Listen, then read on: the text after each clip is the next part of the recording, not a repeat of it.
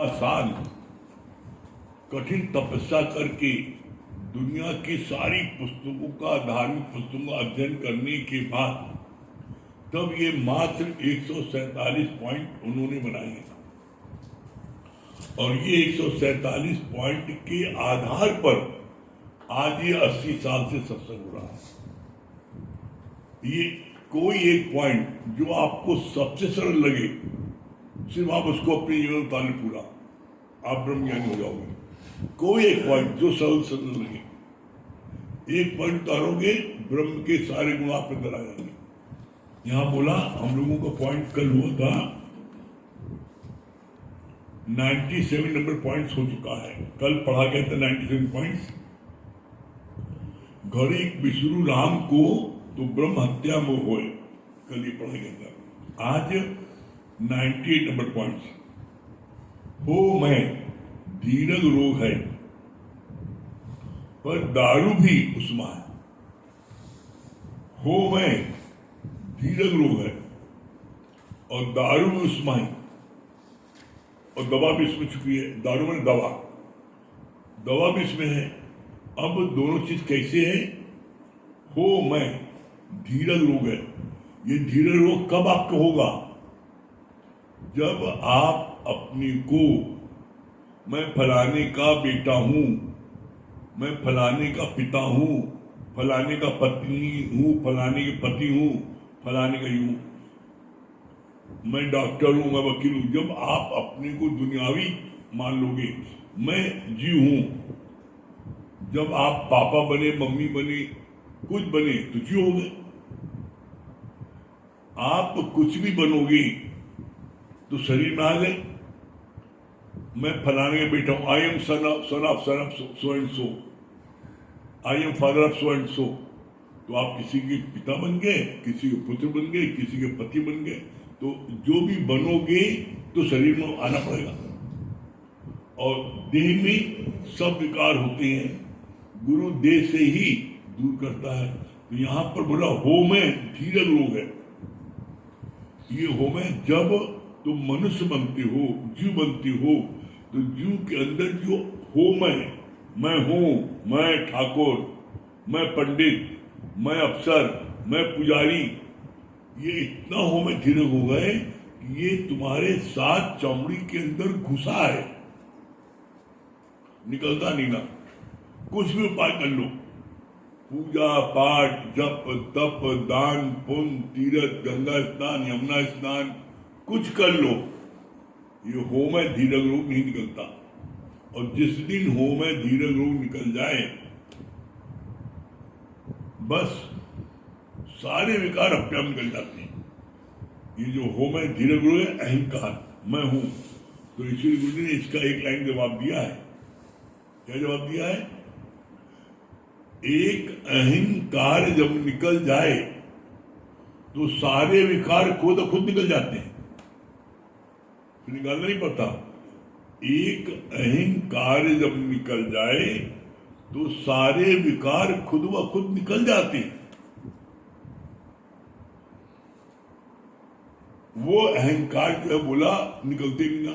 चाहे जितना तुम कोशिश कर लो, कोई यत्न कर लो, सिर्फ ये अहंकार एक उपाय निकलता है, गुरु के प्रेम में। जब मेरा गुरु से अतिशय प्रेम हो जाता है तो मेरा अहंकार गल जाता है। कैसे गल जाता है? जैसे पानी में नमक गल जाए। हम राम में ऐसे गल जाए जैसे पानी में मिली नमक ढली। हम राम में ऐसे, तो जब अब पानी में नमक को घोल दो, अब नमक निकालो, नमक नहीं निकलेगा। इसी तरीके से हम राम में ऐसे रम जाएं जैसे पानी में नमक ढली। नमक जैसे पानी में घुल गया तो अब नमक को निकाल नहीं सकते। इसी तरीके से आप राम में ऐसे रम जाओ कि काल भी आपको न ढूंढ पाए। जब राम में घुल गए तो क्या हुआ? राम जपत राम ही राम रह गया। अब राम को जपते जपते राम हो गए। अब कहाँ काल आएगा? लेकिन हम अलग होते हैं, हम एक नहीं हो पाते। गुरु ने इसको और सरल ढंग से समझाया। जैसे आप एक बोरा गेहूं है केअर का, आपने एक मुट्ठी केअर की निकाली दूसरे बोरे से और फिर उसे मिला दी, और जो एक मुट्ठी मिला दी उसको ढोल कहाँ है? मिलेगी? मिल पाएगी। तो बोला इसी तरीके से जो K68 आपने वही क्वालिटी का गेहूं मिला दिया उसी में, तो अब जो दाना आपने मिलाया एक मुट्ठी, उसको ढूंढ दिखाओ, नहीं निकल पाएगा। बस ठीक इसी प्रकार से जो परमात्मा के गुण हैं वो आप में आ गए। परमात्मा के अंदर कोई विकार नहीं है, आप में तो कोई विकार नहीं है, और परमात्मा गुण आ गए तो आप राम में उससे मिल गए। अब कोई निकाल के दिखाए? पकड़ में कब आते हैं? जब आप गेहूं में दाल मिला दो तो एक मुट्ठी दाल मिल जाएगी, बिनो निकल आएगी, फर्क हो गया ना। तो बोला हम राम में कब मिल पाएंगे? जब राम के जैसी शुद्धता मेरे अंदर आएगी, वो पवित्रता आएगी, तो हम नहीं उसमें चेंज कर पाएंगे, मिल जाएंगे उसमें। दीपक बोली हो मैं धीरज लोग है, मैं हूं, मैं करता हूं, मैं करूंगा, मैं सत्संग करूंगा, गर्व जो माना पड़ेगा। तुम करने वाले हो, अभी गले में जरा सा एक खराबी हो जाए ओ करते रहो, बोल नहीं पाओगे। तुम बोलते हो, अरे गुरु बुलवाता है तुम बोल लेते हो। गुरु को, परमात्मा को एक शुद्ध हृदय चाहिए, और जिसका हृदय शुद्ध होगा उसके घर में प्रकट हो जाएगा। जाका हृदय शुद्ध है ताका हृदय प्रकट हुए, बनिहारी उस घट की जिस घट प्रकट हो।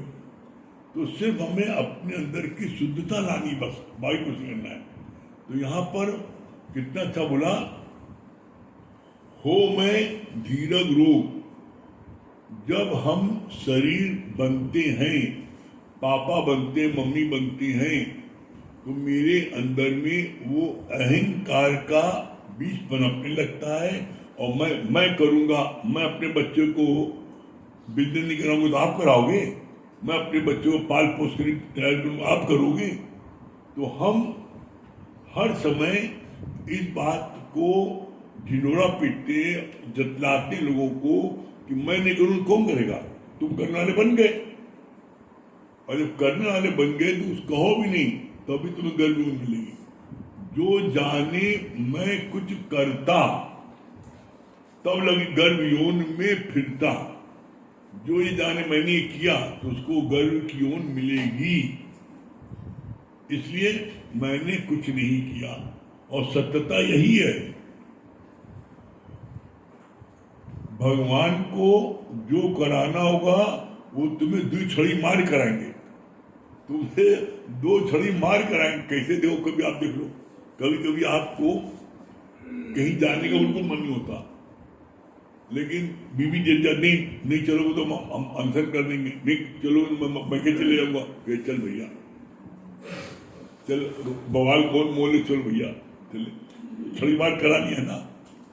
कहीं जाना, कहीं आना, कहीं उठना, कहीं बैठना, कहीं खाना, कहीं पीना, सब निश्चित है। कोई चीज नथिंग न्यू अंडर द सन, सब चीज फिक्स है पहले से। करन करावन आपे आप, मानुष के नहीं कछुहान। सारा कार्य अपने आप हो रहा है सृष्टि का, कोई कुछ नहीं कर रहा है। कैसे? बोला जिस दिन आप ब्रह्म में टिक जाओगे, जिस दिन ब्रह्म ज्ञान आपके अंदर चला जाएगा, उस दिन आप फील करोगे कि सारा काम ऑटोमेटिक हो रहा है, कोई कुछ नहीं कर रहा है। होल वर्ल्ड ऑन स्ट्राइक, पूरा विश्व स्ट्राइक पर है, कोई कुछ नहीं कर रहा है। कैसे? उसका गुरु जी ने कुछ उदाहरण दिए। बताओ, अभी रात हो गई, तुमने क्या कर दिया? तुमने पंखा को हला या कोई रथ चलाया, रात हो गई, रात हो गई, अपने आप रात हो गई। अभी 4 तारे निकले हैं, तारे निकले, तुमने निकाला, तारे निकले, चांद निकला, तुमने निकाला। अभी संध्या को खूब अच्छा मौसम हो गया, तुमने किया, पानी बारिश बरस, तुमने बरसाया। पल पल में अभी 10 घंटे बाद सूर्य निकल आएगा, सूर्य प्रकट, दिन हो गया, दिन तुमने किया। सब काम अपने आप हो रहा है। तुम कहते हो बच्चा मैंने पैदा किया, तुमने किया, तो आज जो 1.5 बीते एक बच्चा है वो तुम्हारे बराबर 6 फीट हो जाता है 20 साल में। तुमने बड़ा किया खींच के। बोलो, देखो, एक एक चीज पर आओ, किसी चीज को ले लो आप। आपने बीज बोया धरती पर, है? पौधा हुआ, वृक्ष बना, है? फल फूल निकले, सबको छाया मिली, फल मिला, तुमने किया। अरे बीज मट्टी में शक्ति है, मट्टी में शक्ति है, जो बोया निकल आया। तो इसी तरीके से तुम्हारी ये भी मट्टी है। अब इसे बीज कौन सा बोते हो? भगवान तुम्हें सोने को बना देते, हीरे को बना देते, मोती बना देते, लोहे किसी को बना सकते थे। तो उसमें सोने में, लोहे में, मोती में, हीरे में बीज जो है वो पनपता नहीं ना। डिब्बे में बीज एक दो सड़ जाएगा। जो आप कर्म करते हो, जैसा भी कर्म करते हो, आप बीज बोते हो, तो आपकी ये मट्टी है, इसी के अंदर आप बीज बो रहे हो। जो जैसा कर्म करेगा तैसा फल पाएगा। आप देख लो, आप जो कर्म करते हो, तो शरीर शांत होने के बाद एक बच्चा जो ही पैदा हुआ वो भिखमंगे घर पैदा होता है। कोई वस्त्र नहीं, नंगा डोंगा घूमता रहता है, खाने में नहीं ना, सड़क वैसे घूमता रहता है, जो दे देता खा लेते हैं, ऐसी स्थिति है। और एक बच्चा अभी वो दूसरा पैदा हुआ, वो राजा को पैदा हुआ। तो अभी तो बच्चे ने कोई कर्म किए ही नहीं, तो एक खाने के लिए तरस रहा है, मांग खा रहा है, और एक बच्चा सोने के चम्मच से दूध पी रहा है, सोने कटोरी में, सोने पलंग में सो रहा है। तो अभी तो उसने कोई कर्म किए नहीं। तो जो कर्म उसने पिछले जन्म में किए थे उसका फल स्वाद मिल रहा है। तो इसलिए बोला गया, बिन भोगे छूटे नहीं कर्म कर परवान। कर्मों की गति इतनी बलवान, बिना भोगे नहीं छूटेगी। इसलिए समझ पग धरिए, समझ के पग रखो, कर्म करो, तो तुम्हारे को आवागमन से छुटकारा मिल जाएगा। अब कैसे मिले छुटकारा? उसने जवाब दिया है, बोला, हो मैं धीरज रोग। जब आप शरीर अपने को मानोगे, पापा मम्मी मानोगे, तो आपका ये भयंकर रोग अहंकार का, ये किसी कीमत पर नहीं जाएगा। अब आगे क्या बोला? दारू भी उस्माही, इसी में दारू माने दवा, इसी में दवा भी है। दवा कौन सी है? कोई चीज तुमको असर नहीं होगी, बस एक पल जो तुमने अपने को शरीर मान लिया है, अब अपने को आत्मा मान लो, अपने को ब्रह्म मान लो, अपने को ब्रह्म मान लो। मैं ब्रह्म हूं, ये सबसे बड़ा जाप है, और मैं जीव सबसे बड़ा पाप है। तुम अपने को ब्रह्म मानते क्यों नहीं हो? क्यों नहीं मानते हो? क्योंकि अंदर में कालिक लगी है, पुती है।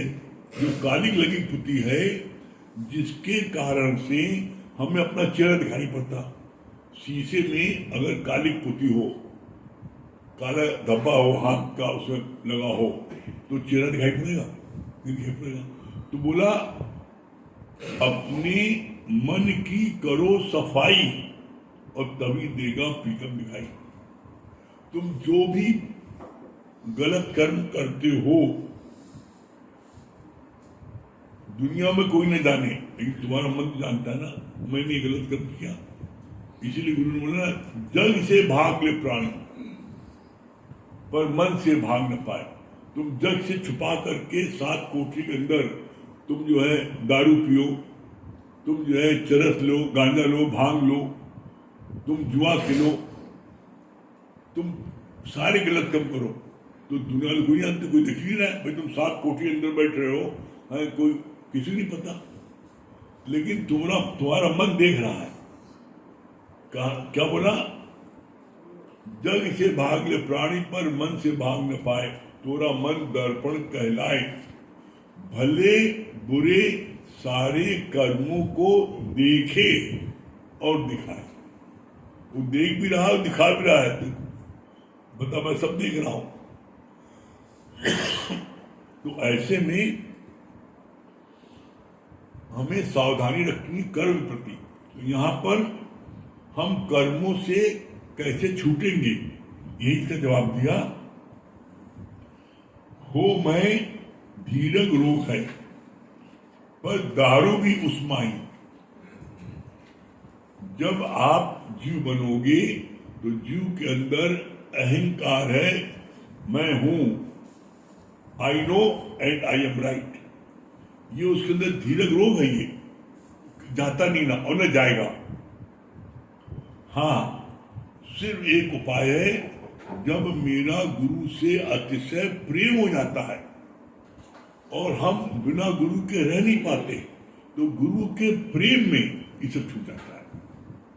फिर गुरु प्रेम छूट जाता है, बाकी को हम इसको किसी उपाय से छोड़ दें, पूजा कर लें, पाठ कर लें, हैं इसके लिए हम व्रत कर लें, कोई उपाय कर लो, ये हो में धीरज रोग नहीं जाएगा। हो में धीरज रोग तब जाएगा जब आप जो है क्या है, अपने को मानोगे। क्या मानोगे? हो में जब तुम अपने को आत्मा मानोगे, जब तुम अपने को ब्रह्म मानोगे, तो ये धीरज रोग चलाएगा। कितना क्लियर किया है। हो में धीरज रोग है, पर दारू भी उस्माही। इसी में दवा भी छुपी है और इसी में रोग भी छुपा है। रोग कब है?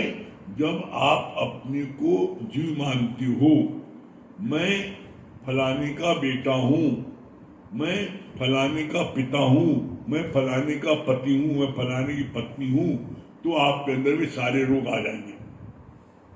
इसीलिए एक बात गुरु जी बोलते बार बार, देह में सब विकार होते हैं, गुरु देह से ही दूर करता है। गुरु पहले दिन बोलता है, तू देह नहीं तू आत्मा है। गुरु ने हजारों बार कहा, तो हमें नहीं सुनना आता। अभी वही दादा भगवान को इसलिए बोलते थे गरिया बाबा, वो इसलिए गाली भक्के बताते थे, कहते थे हराम खोर, मैं नहीं जाऊंगा, हमको गाली मत करो। क्या एक बार तुमको बोला हराम खोर तो तुम्हें याद होगा, और 100 बार कहा तुम भगवान हो, मान न मान तुम भगवान, वो याद नहीं हुआ।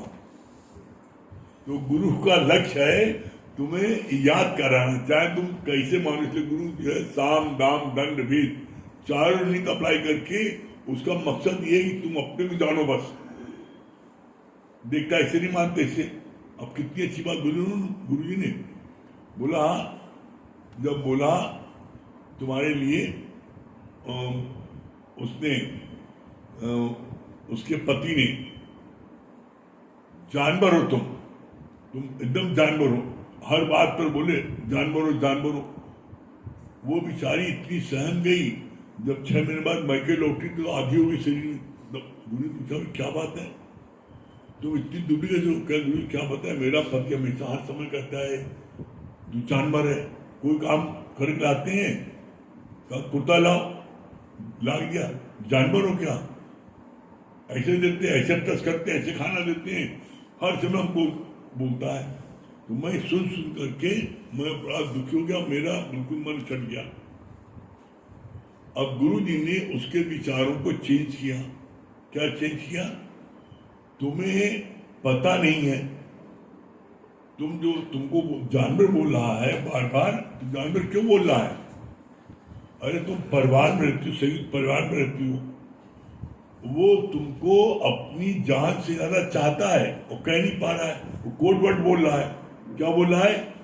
तू मेरी जान मैं तेरा वर। अरे गुरुजी हमें कटिंग नहीं है, हमें इतना चाहता है, पता लगा 6 महीने में मुटाई होगी चली। अब 6 महीने पहले आधी हो गई थी, और जब उसको गुरु ने समझाया, मूर्खा धीराज, तुम्हारा पति तुम्हें अपनी जान जाना चाहता है, अब तुम घर में तुम्हारे अपने पापा के सामने, मम्मी सामने कहे तू मेरी जान में तेरे वर, तो मार नहीं खाएगा, तो कोट बोल रहा है, तू जानवर ना, तू मेरी जान है मैं तेरा वर हूं, तो बड़ी खुश हो गई। तो इसी तरीके से दुनिया वाले जब कोई शब्द बोलते हैं तो गुरु के ज्ञान से उसको दुरुस्त कर लोगे, तुम्हें आनंद मिलेगा। तो यहां बोला हो मैं धीरज रोग है पर दारू पिस्माई, इसी में धीरज रोग है। जब आप देह बन जाते हो तो धीरज रोग हो गया, वो निकल नहीं सकता। और जब आप देह से आप आत्मा बन जाते हो, ब्रह्म बन जाते हो, भगवान बन जाते हो, तो सारे रोग दूर हो जाते हैं। तुम अपने को मानते हो मैं ब्रह्म हूं, इसीलिए लाइन आती है मैं ब्रह्म हूं, मैं ब्रह्म हूं, ये सबसे बड़ा जाप है। और मैं जीव सबसे बड़ा पाप है। तो तुम अपने जीव मानते क्यों हो? यहां पर प्रश्न यह है,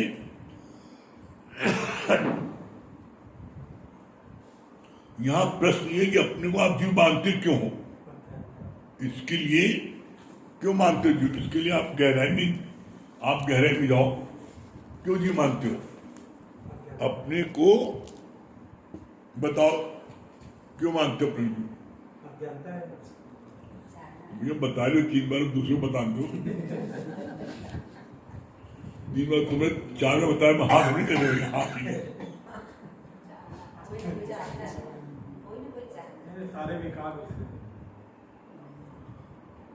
हम ब्रह्म से जीव बनते हैं, तो एक बात आप सुन लो, आप ब्रह्म, यू आर ऑलरेडी गॉड,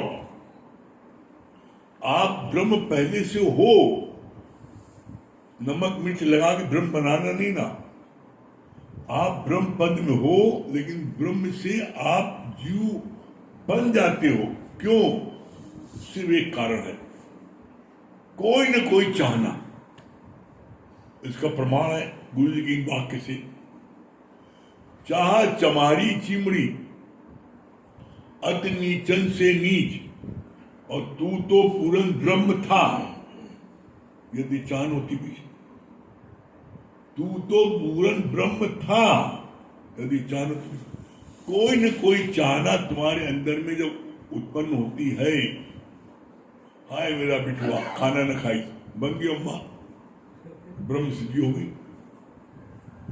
अरे तुम पहले से ब्रह्म थे, ब्रह्म हो, ब्रह्म रहोगे, लेकिन तुमने अपने को जीव मान लिया, बस जॉब नहीं किया। और इसलिए मान लिया कोई चाहना, और आपकी वही चाहना आपको जीव से हैवान बना देती है। कैसे हैवान बना देती है? आप हो ब्रह्म, अब आप बच्चे को कोई बीमारी हो गई, और वो बीमारी डॉक्टरों को दिखाया, 4 डॉक्टरों को बीमारी ठीक नहीं हुई। अब आप व्याकुल हो रहे हो, मेरे बच्चे की बीमारी कैसे ठीक हो? जब जीव बने तो बेटा की ध्यान आ गया, अब बीमारी कैसे ठीक हो? किसी मौलवी ने कह दिया इसको ऊपरी हवा लग गई है, अभी हवा दूसरे को लगे तब तुम्हारा बेटा ठीक हो सकता है, ये ट्रांसफर हो सकता है। कैसे होगा मौलवी? ऐसा है, 1 लोटा पानी चौराहे पर जा करके लुढ़का देना, अब जो बच्चा वो पानी डट जाएगा, उसके ऊपर हवा चली जाएगी और तुम्हारा बच्चा ठीक हो जाएगा। दुनिया की कौन सी ऐसी माँ है जो अगले दिन सुबह जाके चौराहे पानी नहीं लुढ़काए? कोई माँ होगी जो माँ बनेगी, वो मेरे बच्चे का रोग ठीक हो, दूसरा बच्चा जाए भाड़ में जाके पानी लुढ़का देगी और पानी लुढ़काने बाद में घर वापस नहीं आई जल्दी, वहीं खड़ी टिकते रही कौन डाकी। जब तक अपनी आंखों में देख नहीं लगी कोई डाके, अब डाके अब बेटा ठीक हो जाएगा। तो अब आप ब्रह्म से जीव बने, मेरे बेटे को ये रोग हो गया है। अब जीव से हैवान बन गए, क्यों? मेरे बेटे का रोग दूर हो जाए। हैवान बने, किसी और बेटे को हो जाए। तुम्हें 4 बेटे हैं, कोई को न मरने पाए, किसी एक लौता बेटा डर जाए, वो मर जाए, भले मर जाए, हमारा न मरे को, ये हैवान नहीं हो गए। तो आपको हैवान बनाया किसने? चाहना नहीं। अच्छा, तुम्हारा बेटा जी जाएगा, मान लो अभी न मरा, तो हमेशा जिंदा रहेगा? इस पर आ जाओ। तुम्हारा बेटा 10, 20, 25, 50 साल, 100 साल अधिक जिएगा, तो तुमने अपने बच्चे को 25, 50 साल जी जाए, उसके लिए तुमने हैवानियत वाला काम किया। उसको तो जिसने भी शरीर धारण किया है, चाहे बेटा हो, चाहे बेटी हो, चाहे अम्मा हो, चाहे बाबू हो, चाहे कोई हो, जिसने शरीर धारण किया है उसको अपना शरीर उसका छूटेगा जरूर, चाहे 100 साल बाद छूटे, चाहे अभी छूटे।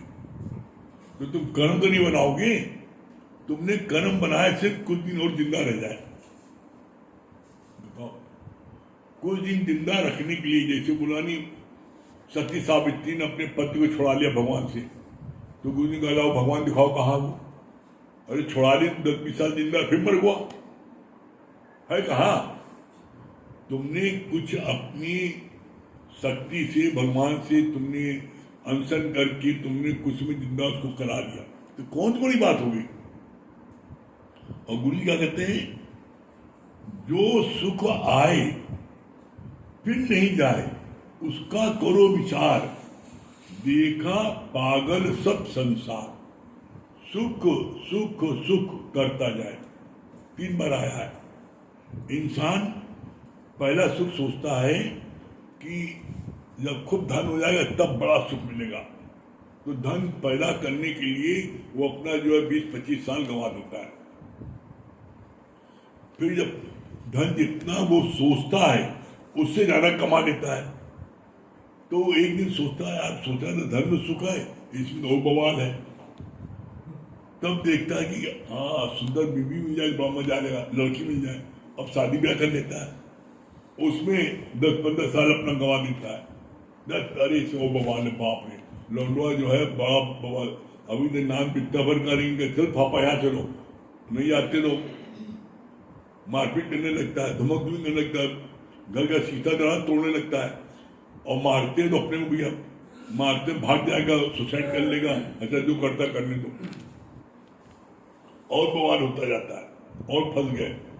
सोचा था इसमें बड़ा सुख है, इसमें और बवाल, अरे बाप रे इतना बवाल है। और एक ही बीवी टेढ़ी बड़ी मिल गई तो उसके लिए पूछो तो ढोलक बजाता रहता है। कैसे? बड़ा बढ़िया गुरु जी का दृष्टांत होता है, बड़ा मजेदार। कहे एक की बीवी जो है बड़ी लड़ाकी थी, पति से रोज लड़ती थी, रोज लड़े, मर गई तो उसको अर्थी लेके उसकी जा रहा था, वो सब लोग तो अर्थी लेके जा रहा था, तो एक गड्ढे में उसका पैर पड़ा और अर्थी खंभे से टकरा गई, तो वो जिंदा हो गई, अब वो बड़ा पश्चाताप है, कहाँ जिंदा हो गई, मर गई, अच्छा लग पेड़ी छूटा था, जिंदा हो गई। तो भाई कब तक जिंदा रहेगी? कुछ साल जिंदा रही, फिर मर गई। अब जब फिर मर गई फिर उसकी अर्थी उठी, सब लोग कहे राम नाम सत्य है, तो वो जो उसका पति बोले गड्ढा बचाएगी खंबा बचाएगी, वो लोग राम नाम सत्य है, उनका गड्ढा बचाएगी खंबा बचाएंगे। जब अर्थी पहुंची किनारे तो उससे सारे लोग जितने लोग थे अर्थी में, कहा तुम पगड़ाए हो, कहा तुम कहा बार बार बोल रहे थे गड्ढा बचाए खंबा बचाएंगे? अरे कह भैया बड़ी मुश्किल से मरी है, ये कुछ समय पहले ऐसी कुछ साल पहले मर गई थी और हम लोग भैया इसकी अर्थी लेके जा रहे थे, तो हमारा पैर गड्ढे में पड़ गया, गड्ढे में पड़ा तो अर्थी खम्भे में लड़ गई, जिंदा हो गई। तो हम इसे बस इसलिए चिल्ला चिल्ला के गड्ढा बचाए के खम्भे जाके कहीं फिर न जिंदा हो जाए। अब मरी है तो मरी रहने दो भगवान है को, बड़ी मुश्किल से पिंड छूटा है। तो हम लोग तो देखते हैं, रोज आए दिन सुनते हैं, पता लगता है ऐसी सी पत्नी है जो पता लगा एक समय खाना बना के पका रख दिया, वही खाना तुम रात में दिन नहीं खाना है, बस दोबारा नहीं। अब बोलो तुम्हारा हाथ पर जंग लग गया। तुम गर्मी दिन में कोई चीज आप मलो, आटा मलो, आटा चेक करना, अभी आटा मलो आप, और आटा मलने के 2 घंटे बाद आप आटा फिर मलो दूसरा आटा, उस आटे में देखो, इस आटे में देखो, जो 2 घंटे पहला आटा मिला है एकदम काला हो गया होगा, काला हो जाता है। अब बोलो तुम सुबह का आटा मलो, रात को उसको बनाओगे एकदम काला हो जाता है, जहर हो गया। लेकिन कहते यही खाना पड़िए, बेचारा खाता आदमी क्या करे। तो बोला ऐसे में, तो इसीलिए बोलते हैं कि वो बड़ा खुश हुआ, मर गई, कहे भगवान को तो पिंड छूटा, अब ये जिंदा न हो, जैसे चिल्ला रहा खंबा बचाए, गड्ढा बचाए। तो ऐसे में यहाँ पर जब तुम अपने को ये फील करोगे कि मैं ब्रह्म हूँ, मैं आत्मा हूँ, तो फिर आप किसी प्रकार का आपके मन में कोई धीरे रोग नहीं हो पाएगा। मैं जहाँ मैं आई तो आप सारे रोग से ग्रसित हो जाओगे। एकमात्र उपाय यही है, और इसलिए बार बार कहा जाता है ब्रह्म ज्ञान आप लोग अभी, तो इसका अभी का अभी आपको फायदा होगा। पूजा पाठ करोगे, जब तक करोगे, दान पुण्य करोगे, इसका फायदा तुम्हें अगले जन्म में मिलेगा। फल, ब्रह्म ज्ञान का फल आपको अभी का अभी मिल जाता है। फल लेना है, मंदिर को पहुंचना है, तो आप इस राह पर लग जाओ, नित्य सिर्फ कुछ मत करो, सिर्फ दोनों समय का आप ब्रह्म ज्ञान लो। गारंटी से हम कहते हैं कि आपके जीवन में कैसी भी परिस्थिति आ जाए, आप कभी उस परिस्थिति से विचलित नहीं होंगे, उस परिस्थिति से प्रभावित नहीं होंगे। उस परिस्थिति से प्रभावित होकर के आप जो है गलत हरकत नहीं कर पाओगे। करके देखो, आपको आनंद मिलने तक कहना, ठीक है। नीतू सिन्हा, जयपुर, नीतू सिन्हा। हरिओम गुरुजी। हरिओम, क्या बोले नीतू जी? हाँ गुरुजी, बहुत अच्छा बताया ना आपने, सुन के मन खुश हो जाता है गुरुजी। आपने बताया कि ये होम में 7 चमड़ी के बीच में बसा हुआ है, और जब एक अहंकार निकल जाता है तो सारे विकार अपने आप निकल जाते हैं। लेकिन ये तभी संभव होगा जब हमें गुरु से अतिशय प्रेम होगा। तो गुरुजी ये तो मेरे साथ तो हो ही रहा है। जब किसी लड़का लड़की को गुरुजी नया नया प्रेम होता है, और लड़का जब लेटर लिखता है तो उसको चारों तरफ कुछ नहीं लिखा हो, लेकिन फिर भी वो उसको छुप छुप के 10 बार पढ़ेगा। वैसी मेरी स्थिति हो गई है गुरुजी। क्या बताऊं, जब आपसे बात हो जाती है तो खुद ही हंसती रहती हूँ, खुद ही मुस्कुराती रहती हूँ, खुद ही बात करती रहती हूँ। मतलब अब तो ऐसी स्थिति हो गई है जैसे वो वाला भजन है, ऐसी लागी लगन मीरा हो गई मगन, वो तो गली गली हरि गुण गाने लगी। तो गुरुजी अब तो मेरी ऐसी स्थिति हो गई है कि ऐसी लागी लगन नीतू हो गई मगन, वो तो हरि गली गली गुरु गुण गाने लगी। सच में गुरुजी अब तो मतलब ऐसा लगता है कि सुबह शाम आप ही को ध्यान लगाती रहूं, भजती रहूं, बस मेरा तो जीवन इसी में ही सफल हो जाएगा गुरुजी। और इतना आप ज्ञान की बारिश करते हैं जी गुरुजी। भजन सुनाइए, यही वाला जो आपकी इच्छा हो। जी गुरुजी। याद ही नहीं है, समय पे याद ही नहीं आता है। गुरुजी सुबह वाला ही सुना देती हूँ जो सुबह सुनाया था। जो सुनाइए। रातें कटती नहीं, दिन भी निकलता नहीं, उसकी मर्जी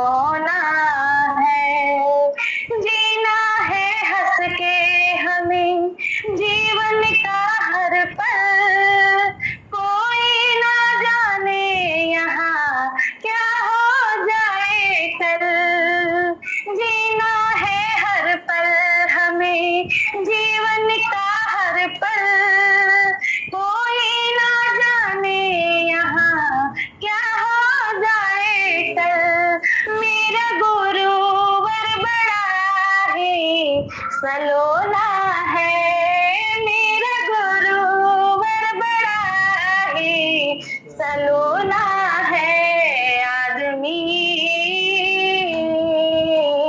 खिलौना है।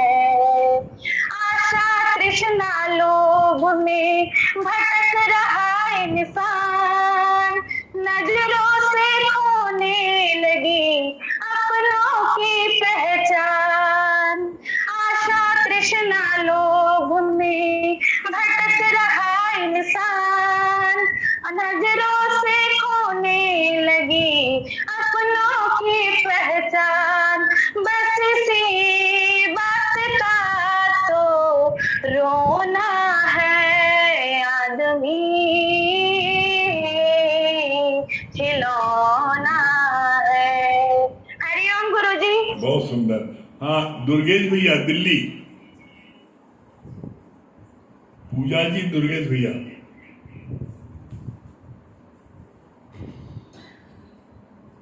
हरिओम गुरुजी। हरिओम, क्या बोल रहे हैं दुर्गेश भैया? गुरुजी बहुत अच्छी बात बताई आपने कि एक अहंकार अगर आदमी के अंदर से निकल जाए तो सारे विकार खुद पे खुद निकल जाएंगे।